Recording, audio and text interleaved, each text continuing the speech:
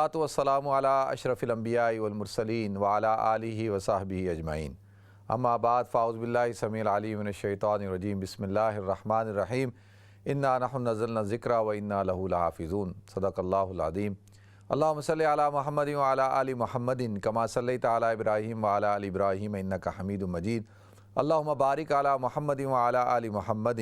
کما بارکت علی ابراہیم وعلی آل ابراہیم انک حمید مجید رب اشرح لی صدری ویسر لی امری واحلل عقدۃ من لسانی یفقہوا قولی۔ محترم ناظرین کرام، بزرگان دین اور میری عزیز ماؤں اور بہنوں بھائیوں، السلام علیکم ورحمۃ اللہ وبرکاتہ۔ میں آپ کا میزبان عبدالوہاب آپ کو پروگرام گفتگو کے اندر خوش آمدید کرتا ہوں۔ ناظرین، اللہ رب العزت نے اس قرآن کو نازل کیا ہے۔ اللہ رب العزت کا یہ دین ہے، دین اسلام۔ دین اسلام کہتے ہی اس مذہب کو ہیں جس میں اللہ کی عبادت کی جائے اور حضور اکرم صلی اللہ علیہ وسلم کی نبوت کی گواہی دی جائے اور آپ صلی اللہ علیہ وسلم کی لائی ہوئی شریعت پر چلا جائے اور اللہ رب العزت نے جو قرآن آپ پر نازل فرمایا اس کے مطابق عمل کیا جائے، اسی کو دین کہتے ہیں اور اس کی حفاظت اللہ رب العزت نے اپنے ذمہ لی ہے اور اللہ تعالیٰ نے اس کا سبب بنایا ہے علماء کرام کو۔ ناظرین، پچھلے ہفتے میں نے آپ حضرات کے سامنے علماء کے فضائل بیان کیے اور یہ حدیث بھی پیش کی کہ بھئی عالم بنے یا متعلم بنے یا مستمع بنے یا محبت کرنے والے بنے، ولا تکن خامساً پانچویں نہ بنے، کہ علماء اور اہل علم سے اور علم سے، یعنی علماء سے بھی اور علم سے بھی آپ بغض رکھیں، اور تو اللہ کے رسول نے ارشاد فرمایا کہ تم ہلاک ہو جاؤ گے۔ تو لہذا اس حوالے سے پروگرام بھی کیا اور پھر ایک واقعہ رونما ہوا، سوشل میڈیا پہ اس کا کافی چرچا ہوا، اتنا چرچا ہوا کہ وہ پھر ہمارے مین اسٹریم میڈیا پہ بھی آیا، اور لاہور کے ایک شیخ الحدیث تھے ان کا، کہ انہوں نے جو ایک گناہ کا کام کیا، اس حوالے سے جو ہے وہ پورے میڈیا میں آپ دیکھیں ایک بحث چل پڑی، اور لوگ جو ہے وہ علماء کو، شیخ الحدیث حضرات کو، مشائخ کو، مدارس کو، مکاتب کو، مدارس کو، یعنی ہر ایک کو لعن طعن کر رہے ہیں اور اپنی توپوں کا رخ انہوں نے جو ہے علماء کی طرف کر دیا۔ دیکھیں، سب سے پہلی بات تو میں ایک بات عرض کر دوں، اس میں کوئی دو رائے نہیں ہے، میں فی ذاتی ہی اس بات کا قائل ہوں کہ ایک عام آدمی کی غلطی میں اور ایک عالم کی غلطی میں زمین آسمان کا فرق ہوتا ہے۔ عام آدمی کی غلطی عام آدمی کی غلطی ہوتی ہے، وہ اس کو لوگ اتنا نوٹس نہیں کرتے اور لوگ کہتے ہیں ٹھیک ہے، یہ تو ایک عام انسان ہے، ایک ان پڑھ آدمی ہے، ایک جاہل آدمی ہے، یا ایک دنیا دار آدمی ہے، اس سے کوئی غلطی ہو گئی ہے تو وہ اس کی ذات تک کی محدود ہوتی ہے۔ عام طور پہ ایسے ہی ہوتا ہے، لیکن اگر کسی ایک عالم سے غلطی ہو، ایک عالم ایک غلط کام کرتا ہے، گناہ کرتا ہے اور جرأت کے ساتھ کرتا ہے، تو یہ اس کی انڈیویجول غلطی تو ہے، کیونکہ وہ ذات تو ہے، ایک شخص تو ہے، لیکن اس کی ذات کے ساتھ ایک پورا، یعنی ایک علم ہے اور اس کی شناخت کیا ہے کہ وہ اللہ کے دین کو ریپرزینٹ کرتا ہے اور اس کا حامل ہے، اور جو اللہ نے اس کو ایک مقام دیا ہے، جو اس کو عزت دی ہے، وہ علم کی وجہ سے دی ہے، اس کا جو رتبہ ہے وہ علم کی وجہ سے ہے۔ تو اب اگر وہ اس کی اندر کوئی خیانت کر رہا ہے تو اس کی جو رسپانسبلٹی ہے وہ زیادہ بنتی ہے اور اس کی حساسیت زیادہ ہے، تو اس کو ظاہر سی بات ہے کہ پھر وہ اس کا جواب دہ بھی ہے۔ اور اچھا، اب اس میں ہاں یہ ضرور ہے کہ بھئی اس کو بھی اس شخص کے ساتھ رکھا جائے، اس کا گناہ زیادہ ہے، اس کی غلطی بہت بڑی ہے اور اس کی سزا بھی بہت بڑی ہونی چاہیے، لیکن پھر بھی وہ ایک انڈیویجول ہے، وہ ایک شخص ہے۔ دیکھیں، جب کورٹ میں کسی کو پیش کیا جاتا ہے نا، کسی بھی مجرم کو، تو اس کو شروع میں کیا کہا جاتا ہے کہ ملزم کو پیش کیا جائے۔ اب وہ ملزم جو ہے وہ شیخ الحدیث ہو، چاہے وہ کسی پروفیسر ہو، کوئی ڈاکٹر ہو، کوئی انجینئر ہو، کوئی بزنس مین ہو، کوئی پولیٹیشین ہو، کوئی صحافی ہو، کوئی جرنل ہو، جو بھی ہے، اس کو پیش کیا جاتا ہے، کہا جاتا ہے ملزم کو پیش کیا جائے۔ ملزم کہتے ہیں اس کو جس کے اوپر الزام لگایا گیا اور اس کی تحقیق ہوتی ہے۔ تحقیق ہو جانے کے بعد اگر وہ بری ہو جاتا ہے تو دوبارہ سے اس کو کہا جاتا ہے ڈاکٹر صاحب، انجینئر صاحب، مفتی صاحب، کرنل صاحب، جنرل صاحب، وکیل صاحب، تو پھر اس کا جو ایک مقام ہوتا ہے اس کو دوبارہ مل جاتا ہے، لیکن اس سے پہلے اس کو ملزم کہا جاتا ہے۔ لیکن اگر یہ طے ہو جائے کہ اس شخص نے یہ گناہ کیا ہے، یہ جرم کیا ہے، تو پھر وہ مجرم بن جاتا ہے، اس کو مجرم کہا جاتا ہے کہ یہ اب ملزم نہیں ہے جس کے اوپر الزام لگایا گیا تھا، بلکہ اب یہ مجرم ہے، اس نے یہ جرم کیا ہے۔ تو لہذا اس حوالے سے میں نے جیسے عرض کیا کہ اس میں دو رائے نہیں ہے کہ میں اس پر بالکل اس بات پر اتفاق کرتا ہوں کہ ایک فرد کا گناہ فرد کی حد تک ہونا چاہیے، لیکن افراد کے اندر بھی جو ہے وہ مراتب ہوتے ہیں۔ ایک دیکھیں نا، ایک ہے جج اور ایک ہے ایک عام انسان۔ اگر جج غلطی کرتا ہے تو اس کی رسپانسبلٹی اور اس کی سزا اور اس کو جو ہے وہ اس کا جو مرتبہ ہے وہ اس کو دیکھا جائے گا کہ بھئی تم تو جج ہو، تمہیں تو اللہ تعالیٰ نے اس مقام پر بٹھایا تھا۔ وہ کہتے ہیں حسنات الابرار سیئات المقربین، کہ جو نیک لوگوں کی جو نیکیاں ہوتی ہیں نا، وہ سیئات المقربین جو مقرب ہوتے ہیں وہ ان کی خطاؤں میں شمار ہوتی ہیں۔ تو جتنا ایک انسان کا ایک رتبہ ہوتا ہے، ایک مقام ہوتا ہے، اس کی اتنی ہی حساسیت ہوتی ہے، اتنا ہی اس کا نازک صورتحال ہوتی ہے، کیونکہ وہ ایک پورے مکتبہ فکر کو ریپرزینٹ کر رہا ہوتا ہے۔ تو لہذا سارے جج برے نہیں ہوتے، اگر ایک جج خراب ہو جائے تو سارے جج خراب نہیں ہوتے، لیکن یہ ہے کہ ججوں کا جو تقدس ہوتا ہے اس کے اوپر آواز اٹھتی ہے۔ پھر لوگ کہتے ہیں کہ یار دیکھو فلاں جج نے یہ کام کیا، اور اس سے تمام جو جج ہوتے ہیں ان کی نگاہیں نظریں شرم سے جھک جاتی ہیں۔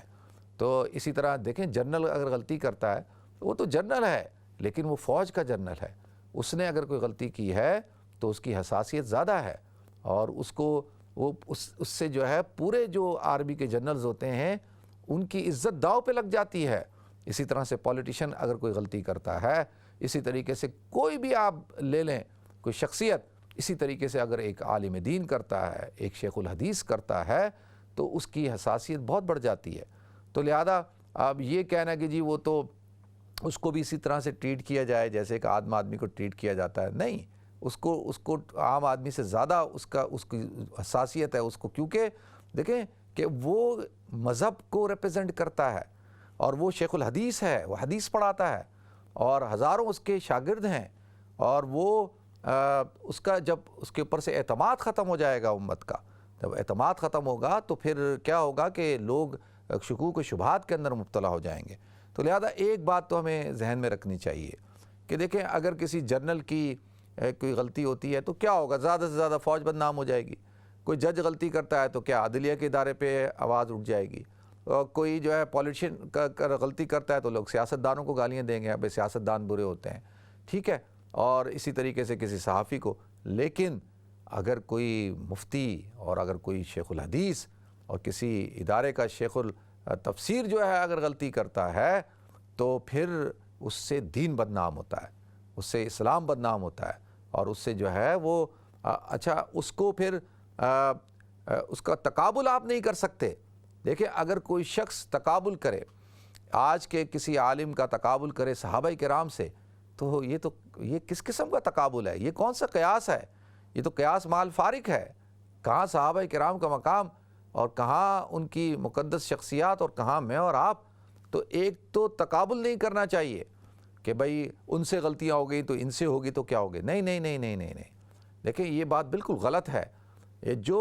اس قسم کا تقابل پیش کر کے اور جسٹیفائی کرتے ہیں وہ غلطی کے اوپر ہیں، ان کو اپنی اصلاح کرنی چاہیے۔ تو پہلی بات، اور دوسری بات یہ ہے ناظرین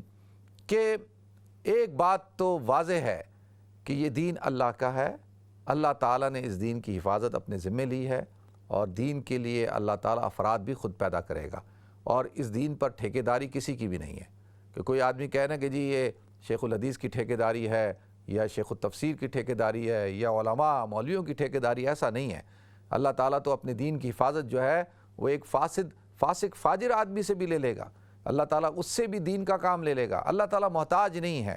اور اللہ تعالیٰ جو ہے وہ کسی مدرسے کا بھی محتاج نہیں ہے۔ میں آپ سے گزارش کر رہا ہوں کہ اللہ تعالیٰ جو ہے وہ کسی کا محتاج نہیں، یہ دین اللہ کا ہے اور اللہ ہی نے اس کی حفاظت کرنی ہے۔ تو لہذا ناظرین، اگر ایسے افراد پیدا ہوتے ہیں اور ایسے یہ وہ لوگ ہوتے ہیں، دیکھیں کہ ایک شخص جو ہے وہ کیا تھا، نفس اس کے ساتھ ہے، شیطان اس کے ساتھ ہے، جو اس کو وسوسہ ڈالتی ہے، شیطان اس کو ورغلاتا ہے، بہکاتا ہے، اور وہ ایک ایسا انسان جو اپنی محنت سے، دیکھیں محنت تو کوئی بھی کرے نا، اگر کوئی انسان دنیا حاصل کرنے کے لیے دین پر محنت کرتا ہے تو کیا دین اس کو نہیں ملے گا؟ ملے گا۔ آپ دیکھیں علماء سوء اور ایسے خطباء کہ جو ان کو ایسی تقریریں کرتے ہیں کہ آپ حیران ہو جائیں گے، تو کیا وہ محنت ہے نا؟ وہ محنت کر کے انہوں نے حاصل کر لیا، لیکن ان کے الفاظ اور ان کے جو تعلیم ہے، ان کا جو علم ہے، وہ ان کے اپنے اندر تک نہیں پہنچتا، اپنے حلق سے نیچے نہیں اترتا، اور نہ ان کے باطن کی اصلاح کرتا ہے۔ تو لہذا محنت کر کے یا کسی بھی طریقے سے کوئی شخص جو ہے رٹا لگا کر اور ایک مقام حاصل کر لیتا ہے، اور پھر اس مقام کو کیا کرتا ہے؟ غلط استعمال کرتا ہے، تو پھر اللہ تعالیٰ کی ذات بھی بیٹھی ہے۔ دیکھیں اللہ تعالیٰ جو ہے پھر ایسے لوگوں کو رسوا کر دیتا ہے، جو اللہ کے دین کی رسوائی کا سبب بنتے ہیں، جو جری ہو جاتے ہیں۔ لیکن ناظرین، میں ایک پوائنٹ کی بات بتاتا ہوں۔ میری جو آج تقریر ہے نا، یہ تقریر میں نہیں کر رہا، میں اپنے جذبات آپ حضرات کے سامنے پیش کر رہا ہوں۔ تقریر تو وہ ہوتی ہے جو کسی ایک موضوع پہ ہو اور اس کے اندر آپ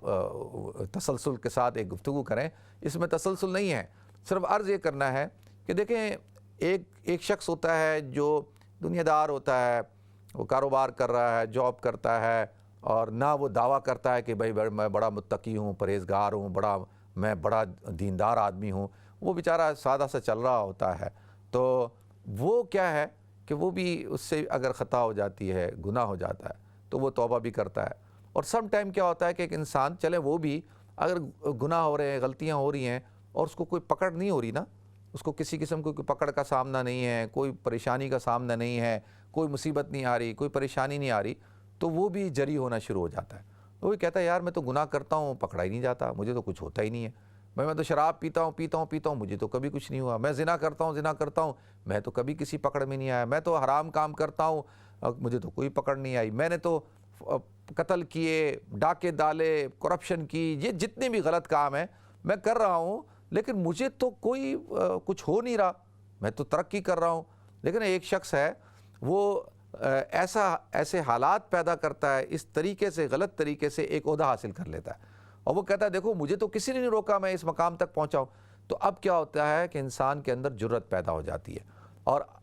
ذہنی طور پر یہ سمجھ لگتا ہے یہ سب کچھ بیکار ہے، کوئی پکڑنے والا نہیں ہے، بس غلط کام کیے جاؤ، بس کوئی پکڑنے والا، اگر اللہ ہوتا تو مجھے پکڑ لیتا، اگر اللہ ہوتا تو مجھے جو ہے وہ ٹھوکر لگ جاتی، مجھے تو سخت پکڑ کا سامنا کرنا پڑتا، لیکن یہاں تو کوئی نہیں ہے ایسی ذات۔ تو اب کیا ہوتا ہے کہ یہ اندر جو ہے یہ شخص بے دین ہونا شروع ہو جاتا ہے۔ یہ وہ ہوتا ہے کہ جو سمجھ لیں کہ وہ دہریہ ہو جاتا ہے، وہ کہتا ہے خدا ہے ہی نہیں۔ اب اس کو یہ نہیں پتا کہ اللہ تعالیٰ نے اس کو ڈھیل دی ہوئی ہے، اللہ تعالیٰ ڈھیل دیتے ہیں، کہتے ہیں کوئی بات نہیں کر،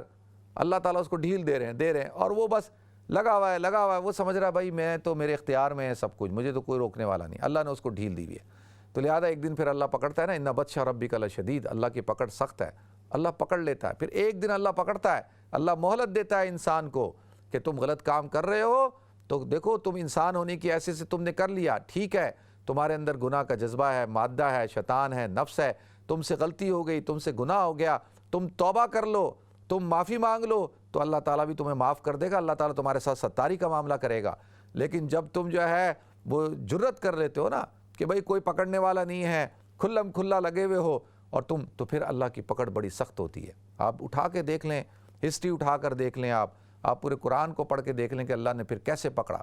اسی طریقے سے ایک دیندار آدمی ہوتا ہے نا، ہمارے جو شیخ تھے نا حضرت یحییٰ مدنی صاحب رحمۃ اللہ علیہ، وہ ایک بات ارشاد کیا کرتے تھے، وہ کہتے تھے کہ دیکھو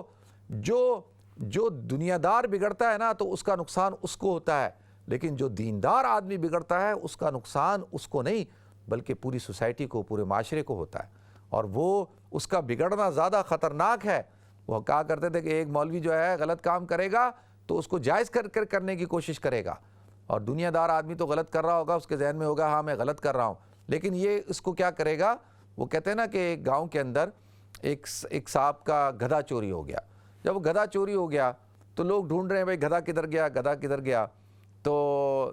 پتہ چلا کہ جی گدھا جو ہے وہ گاؤں کے امام صاحب کے لڑکے نے چوری کر لیا، تو اور اس نے چوری کر کے اس کو ذبح کر کے کاٹ کے اور اس کا گوشت خود بھی کھایا، امام صاحب کو کھلایا، سب کو کھلایا۔ تو لہذا جب پہنچے جی امام صاحب کے پاس، جی آپ کے بیٹے نے گدھا، پہلے تو کہا کہ جی گدھا حلال ہے، پوچھا گدھا حلال ہے یا حرام ہے؟ انہوں نے کہا بھائی گدھا تو حرام ہے۔ تو انہوں نے کہا اچھا جی گدھا حرام ہے، تو آپ کے گھر میں اتنے دنوں سے جو گوشت پکڑا ہے یہ تو گدھے کا ہے۔ تو انہوں نے کہا ہے کون سے گدھے کا؟ کہا جی وہ گدھا چوری ہوا تھا، وہ چوری آپ کے بیٹے نے کیا، وہی پکا کے آپ کو کھلا رہا ہے۔ تو کہنے لگے آپ بتائیں کہ جی گدھا حلال ہے یا حرام ہے؟ تو انہوں نے کہا کہ نہیں اب رک جاؤ، اب یہ مسئلہ کتابی مسئلہ ہے۔ کتابی مسئلہ کیا؟ دیکھتے ہیں جی کتاب میں کیا لکھا ہے۔ تو کہتے ہیں گدھے کا کلر کون سا تھا؟ دیکھیں گدھا تو ایک ہی جیسا ہوتا ہے نا، مٹیالے کلر کا، اجلے کلر کا ہوتا ہے۔ تو وہ پوچھا، انہوں نے کہا بھی اس کلر کا تھا۔ تو انہوں نے کہا دیکھو لکھا ہے کتاب کے اندر کہ مسئلہ مسالہ اجلا گدھا حلالہ، کہ اجلا گدھا جو ہے وہ حلال ہے، تو لہذا اپنی باری آئی تو اس کو حلال قرار دے دیا۔ تو اب وہ کیا کرتا ہے، دیکھیں ایک گاؤں کے اندر ایک مرغی چوری ہوئی، تو وہ ایک عورت جس کی چوری ہوئی تھی وہ کہتی تھی یا اللہ یہ مرغی کسی مولوی نے چوری نہ کی ہو۔ تو پوچھا بھائی تو کیوں کہہ رہی ہے ایسے؟ اس نے کہا میں اس لیے کہہ رہی ہوں کہ اگر عام آدمی نے چوری کی ہوگی تو وہ اس کو حرام سمجھ کے کھائے گا، مولوی نے چوری کی ہوگی تو وہ اس کو حلال سمجھ کے کھا لے گا، تو لہذا مولوی نہ کی ہو تو وہ حلال کر کے کھائے گا۔ تو لہذا اس طریقے سے یہ جو علماء سو ہوتے ہیں، دیکھیں یہ وہ بد کردار لوگ ہوتے ہیں جو مدرسوں میں داخل ہوتے ہیں۔ اس لیے تو میں عرض کرتا ہوں کہ میری باتیں آپ حضرات کو شاید سمجھ میں آئیں، اور جو حضرات سمجھ رہے ہیں وہ بالکل سمجھ رہے ہوں گے کہ یہ جو آج آپ کو صورتحال نظر آ رہی ہے نا پاکستان کے اندر، یہ جو آپ کو ہر گلی کے اندر جو ہے نکڑ پہ مسجدیں بنی ہوئی ہیں، اور جو ہے وہ مکاتب بنے ہوئے ہیں، مدارس بنے ہوئے ہیں، اس کی وجہ کیا ہے؟ دیکھیں جس وقت جو ہے وہ مدارس کا قیام ہو رہا تھا نا، تو ہمارے جو اکابرین تھے انہوں نے نشاندہی کی تھی، انہوں نے کہا تھا کہ بھائی ایسا نہ ہو کہ تم جو ہے اتنے مدارس بنا لو کہ علماء کی تعداد بہت زیادہ ہو جائے، اور اس کا نتیجہ کیا نکلے گا کہ ان کے ساتھ معاش کا مسئلہ کھڑا ہو جائے گا۔ جب معاش کا مسئلہ کھڑا ہوگا تو وہ روزگار کہاں سے کمائیں گے؟ تو وہ پھر دین کو کیا کریں گے؟ استعمال کریں گے اپنی معاش کے لیے،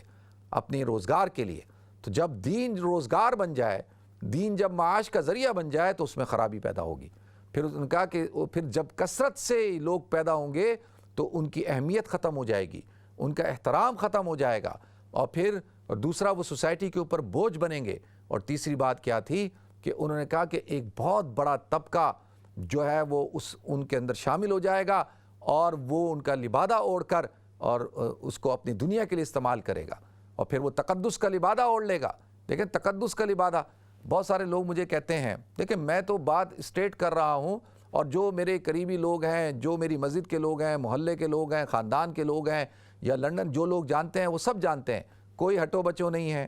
کوئی پیری مریدی نہیں ہے، کوئی جو ہے 7 10 4 4 6 6 8 لوگ لے کے نہیں چلتا، عام انسانوں کی طرح زندگی گزارتا ہوں۔ کبھی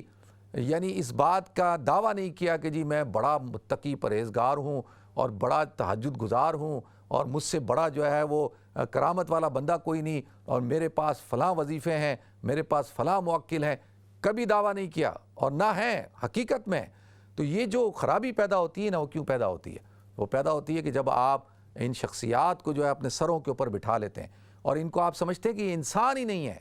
بھائی یہ سب انسان ہیں، یہ جتنے پیر ہیں، یہ جتنے بڑے بڑے شیخ الحدیث ہیں، یہ بڑے بڑے اسکالرز ہیں، جو بھی ہیں، میں ہوں، ہم سب انسان ہیں، ہم سب خطا کے پتلے ہیں، ہم سب کے ساتھ شیطان لگا ہوا ہے۔ شیطان جو ہے وہ لگا ہوا ہے کہ کس طریقے سے ان کو پکڑے اور ان کو گمراہ کرے۔ تو لہذا اب کیا کہ جی یہ لوگ، پھر میں جو عرض کر رہا تھا کہ یہ وہ ایک طبقہ ہوگا، وہ طبقہ جب ایک خاص مقصد کے تحت ان کے وہ مدرسوں میں داخل ہو جائیں گے، اور جب وہ مدرسوں میں داخل ہوں گے اور وہ ایک یعنی معاش بنا لیں گے، ایک روب اختیار کر لیں گے، لیکن اندر سے ہوں گے دنیا دار، اندر سے وہ کیا کر رہے ہوں گے، وہی کام کر رہے ہوں گے۔ تو یہ باتیں مولویوں کو، علماء کو بری لگیں گی، لیکن میں حقیقت پہ مبنی بات کر رہا ہوں۔ آج آپ مجھے بتائیں ایسی صورتحال ہے نہیں ہے کیا؟ دیکھیں اگر کہا جاتا ہے جی ایسے کام یونیورسٹیوں میں بھی ہوتے ہیں، اور بھائی یونیورسٹی کے اندر ایک غلط کام ہو رہا ہے وہ ٹھیک ہے، لیکن کسی مدرسے کے اندر غلط کام کا ہونا زیادہ خطرناک ہے۔ اور کسی مسجد، دیکھیں ایک آدمی گناہ کرتا ہے بازار کے اندر وہ بھی گناہ ہے، لیکن ایک آدمی اگر مسجد کے اندر گناہ کر رہا ہے تو وہ تو پھر گناہ سے بڑھ کر گناہ ہے، کیونکہ اس نے تو مسجد کے تقدس کو پامال کیا، اس نے تو اللہ کے گھر کی حرمت اور عزت کا خیال نہیں رکھا۔ ایک آدمی اگر دیکھیں بیت اللہ کے اندر گناہ کرتا ہے تو اس کا گناہ کتنا بڑا ہے، وہاں پہ جب نیکی کا ثواب 1,00,000 نمازوں کا ثواب ملتا ہے تو کیوں ملتا ہے؟ اس کے تقدس کی وجہ سے ملتا ہے۔ اسی طرح سے مسجد کی ایک حرمت ہے، مسجد کا ایک تقدس ہے، اسی طرح سے مدرسے کی ایک حرمت ہے، مدرسے کا ایک تقدس ہے۔ اگر منہ کالا کرنا ہے، گناہ کرنا ہے تو اس کے اندر اس کے لیے مسجد ملی ہے، کم سے کم خدا کا خوف ہونا چاہیے۔ تو جیسے میں عرض کر رہا ہوں نا کہ ایک دیندار طبقہ ہوتا ہے نا، وہ یہ سمجھتا ہے کہ وہ اصل میں لوگوں کو تو اللہ کی طرف بلا رہا ہوتا ہے، توحید کی بات کر رہا ہوتا ہے، لیکن اندر سے وہ بالکل خالی ہوتا ہے۔ وہ سمجھتا ہے اللہ کا وجود ہی نہیں ہے، اللہ نے ڈھیل جو دی ہوئی ہوتی ہے، اللہ تعالیٰ ڈھیل دے رہے ہوتے ہیں، اللہ اس کی پردہ داری کر رہے ہوتے ہیں، اللہ کہتے ہیں کہ یہ رجوع کر لے، توبہ کر لے۔ پھر ایک وقت آتا ہے کہ جب انسان اس مقام پر پہنچ جاتا ہے جہاں سے واپسی نہ ہو، تو پھر اللہ تعالیٰ اس کو رسوا کر دیتا ہے۔ اللہ تعالیٰ کیونکہ اس نے اللہ کے دین کو رسوا کیا تو اللہ اس کو رسوا کر دیتا ہے، تو وہ اللہ اس کو مثال بنا دیتا ہے۔ تو لہذا یہ بڑا سینسٹیو معاملہ ہے۔ اللہ تعالیٰ نے اس دین کی حفاظت اللہ نے کرنی ہے، تو اللہ تعالیٰ ہی نے ذریعہ بنایا ہے۔ تو اس کا حقیقت یعنی ایک تو پہلو میں نے یہ بیان کیا، دوسرا یہ ہے خدارا کہ ایک ڈاکٹر اگر غلط کام کرتا ہے تو سارے ڈاکٹر غلط نہیں ہو جاتے۔ اگر ایک جج نے غلط کام کیا تو سارے جج جو ہے وہ کرپٹ نہیں ہوتے۔ ایک فوجی جنرل عامر ہے، اگر اس نے تختہ الٹا، اگر اس نے ہزاروں لوگوں کو قتل کیا تو اس کا مطلب نہیں ہے کہ ہر فوجی جنرل جو ہے وہ اسی سوچ کا حامل ہے۔ اسی طریقے سے اگر ایک شیخ الحدیث، ایک مفتی نے، ایک مولوی نے، ایک مسجد کے امام نے اگر یہ غلط کام کیا ہے تو اس کا مطلب یہ نہیں ہے کہ تمام کے تمام جو علماء، تمام کے تمام مشائخ جو ہے وہ غلط ہو گئے۔ میں آپ کو قسم کھا کر کہتا ہوں کہ ہمارے جو شیخ تھے حضرت مولانا یحییٰ مدنی صاحب رحمۃ اللہ علیہ، حضرت مولانا یوسف لدھیانوی شہید رحمۃ اللہ علیہ، حضرت مفتی نظام الدین شامزئی رحمۃ اللہ علیہ، ڈاکٹر حبیب اللہ مختار صاحب، ابھی الحمدللہ ڈاکٹر عبدالرزاق اسکندر صاحب جو حیات ہیں، بیمار ہیں، وہ جتنے ہمارے شیخ تھے، مشائخ تھے، یہ بالکل سادہ زندگی گزارتے تھے۔ حضرت مولانا یوسف لدھیانوی صاحب رحمۃ اللہ علیہ عام زندگی گزارتے تھے، وہ کوئی نہیں اپنا تقدس اور جو ہے کوئی 10 مریدین ہیں اور ان کے پاؤں دبا رہے ہیں، ان کا سر دبا رہے ہیں، نہیں، بالکل سادہ زندگی گزارتے تھے۔ اتنا بڑا عالم دین، اور ان کو ہرگز یہ بات پسند نہیں تھی کہ میرے ساتھ جو ہے 20 لوگ چلیں، اور میرے ساتھ جو ہے 10 گاڑیاں چلیں، اور میرے ساتھ جو ہے اتنے مجمع چلے، تو وہ ہرگز اس چیز کو پسند نہیں کرتے تھے۔ تو لہذا وہ تو سادہ لوگ تھے، اور ایسے الحمدللہ ہزاروں لاکھوں علماء، مشائخ، شیخ الحدیث اور جو اللہ کے ولی جو ہیں وہ مسجدوں کے اندر، خانقاہوں کے اندر اور مدارس کے اندر بیٹھے ہوئے اللہ کے دین کی خدمت کر رہے ہیں۔ اللہ تعالیٰ ان سے دین کی خدمت لے رہا ہے۔ کچھ شیطان صفت لوگ ہیں جو بہروپیے ہیں، اور انہیں ایک روپ دھار کے وہ ان کے اندر شامل ہو گیا، اور پھر وہ ایسے کام کرتے ہیں جس کی وجہ سے یہ طبقہ جو ہے بدنام ہوتا ہے۔ اور لہذا ہمیں صرف یہ گزارش میں کر رہا ہوں کہ ایک فرد تھا، اس کا غلط کام تھا، اس نے کیا، اس کی وجہ سے یہ نہ ہو کہ آپ ہر عالم کو اسی نگاہ سے دیکھنا شروع کر دیں، ہر مولوی کو اسی نگاہ سے دیکھنا شروع کر دیں، ہر مفتی کو آپ اسی نگاہ سے دیکھنا شروع کر دیں کہ بھئی یہی ہے، بھئی ڈاکٹر نے غلط کام کیا تو یہ تھوڑی سارے ڈاکٹر غلط ہیں۔ ایک ڈاکٹر اگر جو ہے گردہ چوری کرتا ہے، کڈنی نکال کے بھیج دیتا ہے، تو کیا سارے ڈاکٹر ایسے کرتے ہیں؟ تو ایسا نہیں ہے، اچھے ڈاکٹر بھی ہیں، اچھے ہر طبقے کے اندر افراد ہیں، اور اللہ تعالیٰ حفاظت فرمائے ہم سب کی، علماء کی، مشائخ کی زیادہ حفاظت فرمائے، اور اللہ تعالیٰ سب کی حفاظت فرمائے۔ اللہ تعالیٰ اپنے دین کی حفاظت کا ذریعہ بنائے۔ اللہ تعالیٰ، اب جب ہم یہ کہتے ہیں نا کہ اللہ تو ستاری کا معاملہ فرما، لوگ مذاق بنا رہے ہیں، کہتے ہیں تم دعا اس لیے کرتے ہو کہ تم لوگ خود گناہ گار ہو، تم یہ کام کرتے ہو، تو دیکھیں یہ تو انتہا تک ہم پہنچ کے اللہ تعالی ہم سب کو عمل کرنے کی توفیق عطا فرمائے۔ وآخر دعوانا ان الحمد للہ رب العالمین۔